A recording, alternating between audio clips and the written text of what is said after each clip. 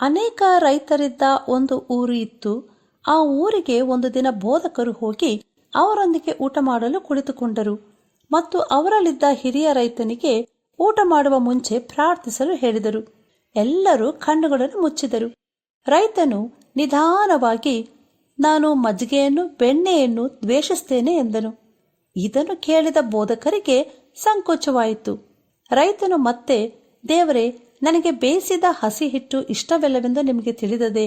ಆದರೆ ದೇವರೇ, ನೀನು ಈ ಎಲ್ಲವುಗಳನ್ನು ಸೇರಿಸಿ ಬೇಯಿಸಿ ನನಗೆ ಬಿಸ್ಕೆಟ್ ರೂಪದಲ್ಲಿ ಕೊಟ್ಟಿದ್ದಿ. ಅದು ನನಗೆ ಬಹಳ ಇಷ್ಟ. ನಿನಗೆ ಸ್ತೋತ್ರ.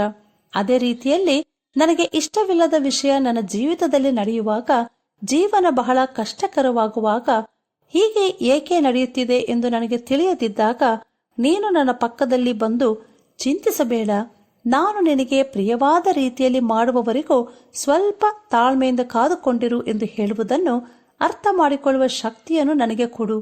ನಾವು ತಾಳ್ಮೆಯಿಂದ ಕಾಯುವಾಗ ಬಿಸ್ಕೆಟ್ಗಿಂತ ರುಚಿಯಾಗಿರುವುದನ್ನು ನನಗೆ ಕೊಡುವಿ. ನಿನ್ನ ಸಮಯಕ್ಕಾಗಿ ಕಾಯಲು ನನಗೆ ಕಲಿಸು. ಯೇಸುವಿನ ನಾಮದಲ್ಲಿ ಆಮೇನ್ ಎಂದನು. ಏನು ಹೀಗೆ ಪ್ರಾರ್ಥಿಸುತ್ತಿದ್ದಾರೆ ಎಂದು ಯೋಚಿಸಿದ ಬೋಧಕರ ಮನಸ್ಸು ಸಂತೋಷದಿಂದ ತುಂಬಿತ್ತು. ರೈತನು ಮಾಡಿದ ಆ ಚಿಕ್ಕ ಪ್ರಾರ್ಥನೆಯಲ್ಲಿ ಜ್ಞಾನವು ತುಂಬಿತ್ತು. ನಂಬಿಕೆಯಲ್ಲಿ ಕಾಯುವ ಪ್ರಾರ್ಥನೆಯದು. ಹೌದು, ದೇವರು ನಮಗಾಗಿ ಅನೇಕ ವಿಷಯಗಳನ್ನು ಇಟ್ಟಿದ್ದಾನೆ. ಆ ವಿಷಯಗಳಲ್ಲಿ ಕೆಲವು ನಮಗೆ ಪ್ರಿಯವಿಲ್ಲದಿರಬಹುದು. ಆದರೆ ದೇವರು ಎಲ್ಲವನ್ನು ಮಾಡಿ ಮುಗಿಸಿದ ನಂತರ ನಾವು ನೆನೆಸದ ರೀತಿಯಲ್ಲಿ ಅದು ಸುಂದರವಾಗಿರುತ್ತದೆ. ನಾನು ಹೇಳುವುದು ಸರಿತಾನೇ?